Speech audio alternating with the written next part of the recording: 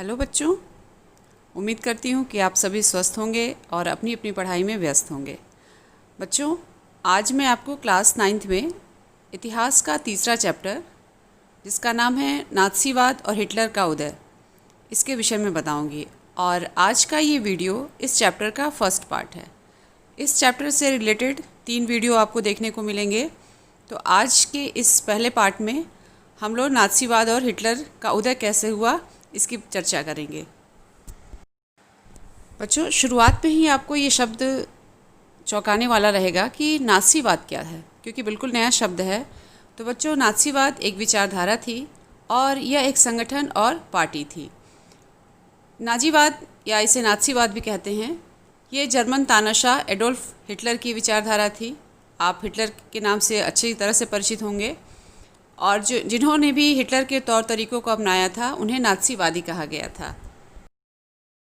बच्चों, ये picture Adolf Hitler की है। आप इस पिक्चर को ध्यान से देखिए और इन्हें पहचान जाएंगे आप, जिन्होंने नाज़ीवाद विचारधारा को पूरे विश्व के सामने लाया था और इस विचारधारा ने राजनीति को बहुत प्रभावित किया।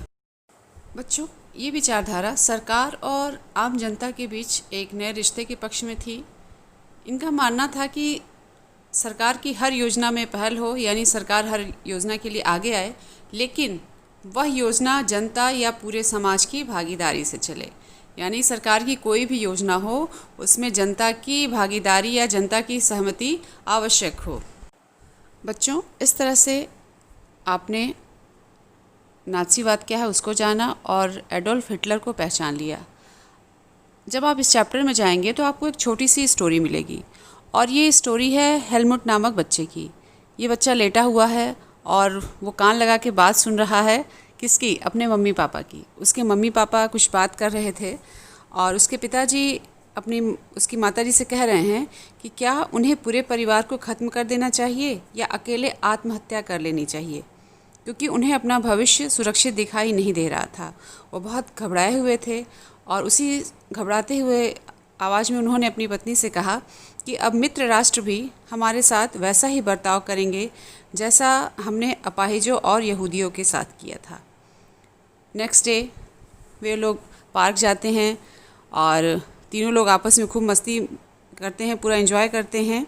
और ये हेलमुट के लिए लास्ट मौका था। उसके अगले ही दिन उसके पिता जो है अपने ऑफिस में जाकर गोली मारकर आत्महत्या कर लेते हैं। हेलमुट को हमेशा अपने पिता के साथ बिताए हुए क्षण याद आता है और उसके दिमाग में बार बार ये सवाल कौंधता है कि आखिर ऐसा क्या था। और उसे इतना डर लगता था कि अपनी माँ से भी वो डरता था कि कहीं उसे माँ उसकी जहर न दे दे। बच्चों, हेलमुट ये समझ नहीं पाया कि उसके पिता नाज़ी थे और इसीलिए वो दूसरों से मारे जाने की अपेक्षा खुद ही अपनी जान दे दिए थे। लेकिन ये स्थिति जर्मनी में आई ही क्यों? तो द्वितीय विश्व युद्ध के बाद जब जर्मनी की पराजय हो गई, उसके बाद से विश्व में शांति स्थापित करने के काफ़ी प्रयास किए गए और नाज़ीवाद को भी समाप्त किया गया और इसके लिए बड़े कड़ाई से कदम उठाए गए थे। जब द्वितीय विश्व युद्ध में जर्मनी ने 1945 में मित्र राष्ट्रों के समक्ष आत्मसमर्पण कर दिया, उसके पश्चात हिटलर आने वाले समय को समझ चुका था और हिटलर और उसके प्रचार मंत्री गोबल्स ने बर्लिन के एक बंकर में पूरे परिवार के साथ आत्महत्या कर ली। यानी अपना पूरा परिवार ही ख़त्म कर लिया, क्योंकि वो जानते थे कि उन्होंने जो व्यवहार यहूदियों के साथ किया है या अन्य जातियों के साथ किया है, नस्लभेद किया है, उसका परिणाम उन्हें भुगतने को ज़रूर मिलेगा। इसीलिए उन्होंने स्वयं अपनी जान दे दी। ये पिक्चर हिटलर और गोबल्स की है। यहाँ देखिए, मैंने गोबल्स के पिक पे रेड सर्कल बनाया हुआ है और इन दोनों ने मिलकर बैंकर में जाकर आत्महत्या कर ली थी पूरे परिवार के साथ। बच्चों, हिटलर ने आत्महत्या तो कर ली थी, लेकिन द्वितीय विश्व युद्ध के दौरान जिस तरह से उसने भीषण जनसंहार कराया था, उसके परिणाम को जानता था कि अगर वो बच गया तो उसे छोड़ा नहीं जाएगा, उसे भी उतनी ही पीड़ा झेलनी पड़ेगी। उसने यूरोप में रहने वाले कुछ खास नस्ल के लोगों का, जैसे कुछ ज़्यादातर उसमें यहूदी थे, जिप्सी थे और पोलैंड के नागरिक थे, उनको सामूहिक रूप से मरवाया था। हिटलर लोगों को मारने के लिए ऑशविट्स जैसे कत्ल खाने बनाए थे, जहाँ एक साथ हजारों लोगों को मौत के घाट उतार दिया जाता था। ऐसा क्या था उस ऑशविट्स में? उसमें बच्चों जहरीली गैस का प्रयोग किया जाता था और एक साथ इकट्ठा करके लोगों को मार दिया जाता था। न्यूरेमबर्ग अदालत ने 11 मुख्य नाज़ियों को तो मौत की सज़ा दी, लेकिन बाकी आरोपियों को उन्होंने उम्र कैद की सज़ा दे दी। इन्हें सज़ा तो मिली बच्चों, लेकिन जो सज़ा उन्होंने वहाँ के यूरोप के रहने वाले जातियों के साथ किया था, उसकी अपेक्षा बहुत ही कम थी। मित्र राष्ट्र अगर चाहते तो प्रथम विश्व युद्ध की तरह ही संधि ले आकर या कड़ाई से जर्मनी को नियंत्रित कर सकते थे, लेकिन वो इसका परिणाम भुगत चुके थे, इसलिए उन्होंने दूसरा तरीका अपनाया। वाइमर गणराज्य, ये हमारा अगला टॉपिक है, और इसमें जाने से पहले हम ये मैप देखेंगे बच्चों, और इसको मैंने देखिए रेड कलर से आउटलाइन कर दिया है। और ये उस समय का मैप है जब 1919 में वर्साई की संधि हुई थी प्रथम विश्व युद्ध के बाद, और जर्मनी के कुछ इलाकों को कैसे हस्तगत कर लिया गया था या कब्जा कर लिया गया था। ये पूरा ब्लू वाला भाग जो है ये जर्मनी है 1914 में। ये पिंक का जो आप भाग देख रहे हैं ये जर्मनी से ले लिया गया था 1919 में। ये लाइट ब्लू देख रहे हैं ये लीग ऑफ नेशंस के नियंत्रण वाली ज़मीन है, और जो लाइनिंग बनी हुई है आप देख रहे हैं ब्लू एंड वाइट की, ये विसैन्यीकृत क्षेत्र थे। इस तरह से आप देख सकते हैं कि जर्मनी को किस तरीके से 1919 के वर्साई संधि के तहत नियंत्रित किया गया था। वाइमर गणराज्य प्रथम विश्व युद्ध के बाद जर्मन क्रांति की देन मानी जाती है। 1914 तक जर्मनी एक ताकतवर साम्राज्य बन चुका था, और उसने ऑस्ट्रिया के साथ मिलकर मित्र राष्ट्रों जैसे मैंने बताया इंग्लैंड, फ्रांस और रूस के खिलाफ पहला विश्व युद्ध लड़ा था। जर्मनी एक शक्तिशाली देश था, लेकिन उसकी महत्वाकांक्षा बहुत थी, और इसी महत्वाकांक्षा ने उसके विनाश का द्वार खोला। जब 1914 में ये केंद्रीय शक्तियों के साथ मित्र राष्ट्रों के खिलाफ युद्ध की शुरुआत की थी, और शुरुआती दौरों में उसे सफलता भी मिली। फ्रांस और बेल्जियम जैसे क्षेत्रों पर इसने अधिकार भी कर लिया। लेकिन 1917 में जब अमेरिका प्रथम विश्व युद्ध में शामिल हुआ मित्र राष्ट्रों की तरफ से, तब इसकी शक्तियाँ सीमित हो गई, और अमेरिका के शामिल होते ही मित्र राष्ट्रों की शक्तियाँ जो हैं बढ़ गईं, और 1918 में अंततः जर्मनी को हार का सामना करना पड़ा, और केंद्रीय शक्तियों को अपने घुटने टेकने पड़े थे। बच्चों, यहाँ पर महत्वपूर्ण प्रश्न के रूप में आ सकता है कि अमेरिका प्रथम विश्व युद्ध में कब शामिल हुआ था, तो आप याद रखेंगे 1917। साम्राज्यवादी जर्मनी की पराजय और वहाँ के सम्राट ने अपना पद त्याग कर दिया।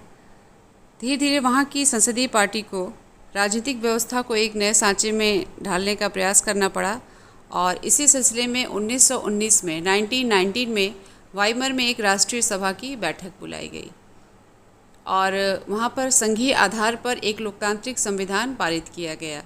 ध्यान दीजिएगा, आपने फ्रांसी क्रांति में भी देखा किस तरह से राजतंत्र फिर गणतंत्र की स्थापना हुई, वहाँ पर भी संविधान बना, संविधान की कुछ कमियाँ थी, कैसे उसको दूर किया गया। उसी तरह जर्मनी में भी बच्चों प्रथम विश्व युद्ध के बाद वाइमर गणराज्य की स्थापना होती है, और वहाँ पर एक लोकतांत्रिक संविधान पारित किया जाता है। और सबसे बड़ी बात ये थी कि इस नई व्यवस्था में जर्मन संसद, जिसे राइखस्टाग कहा गया, इसके लिए जनप्रतिनिधियों का चुनाव किया जाने लगा। इस संविधान की खास बात ये थी कि प्रतिनिधियों के निर्वाचन में औरतों सहित सभी वयस्क नागरिकों को समान और सार्वभौमिक मताधिकार प्रदान किया गया था, यानी कि हर व्यक्ति को मतदान करने का अधिकार। आपको याद होगा फ्रांस में सबको मतदान करने का अधिकार नहीं था, लेकिन जब जर्मनी में संविधान बना तो सभी को मतदान का अधिकार दिया गया। यह गणराज्य लेकिन जर्मनी में बहुत लोकप्रिय नहीं हो पाया। क्यों? क्योंकि 1919 की वर्साई की संधि ने जर्मन जनता को बहुत ही आघात पहुंचाया था, बहुत ही चोट पहुंचाया था, बहुत ही पीड़ा पहुंचाई थी, और जो शर्तें मित्र राष्ट्रों ने रखी थीं वो उनके लिए बहुत ही कठोर और अपमानजनक थीं। वर्साई की संधि पर हस्ताक्षर करके जर्मनी ने जो खोया था, आइए हम उसको जानते हैं। उसने अपने सारे उपनिवेश, 10% आबादी और 13% भूभाग खो दिए थे। इसके अलावा 75% लौ भंडार और 26% कोयला भंडार। इसको फ्रांस, पोलैंड और डेनमार्क और लिथुआनिया को सौंप दिया था, यानी उन लोगों ने इन क्षेत्रों को कब्जा कर लिया था। और ये ऐसे क्षेत्र थे जहाँ से जर्मन की आर्थिक स्थिति सुधर सकती थी। लेकिन इन सारे चीज़ों पर मित्र राष्ट्रों ने अपना कब्जा कर लिया और एक तरीके से जर्मनी के हाथ पांव बिल्कुल बांध के रख दिए। युद्ध के जो हर्जाना हुआ था उसका युद्ध का दोषी भी जर्मनी को ही माना गया और हर्जाने के रूप में जर्मनी पर 6 अरब पाउंड का जुर्माना भी लगा दिया गया। इसके अलावा राइनलैंड जैसे खनिज संसाधन वाले क्षेत्र को भी मित्र राष्ट्रों ने 1920 तक अपने कब्जे में रखा हुआ था। बच्चों, इसके अलावा जर्मनी की बची हुई शक्तियों को भी समाप्त करने के लिए उसकी सेना को भंग कर दिया गया और युद्ध में हुई हार के लिए वाइमर गणराज्य को दोषी ठहराया गया, क्योंकि ज़्यादातर लोग ये मानते थे कि वर्साय में जो भी अपमान हुआ या वर्साय की संधि में जो भी अपमानजनक शर्तें रखी गई उसको मानना ही अपने आप में एक चुनौतीपूर्ण था और इसको मानकर जर्मनी ने खुद ही अपने पैर पर कुल्हाड़ी चलाई थी।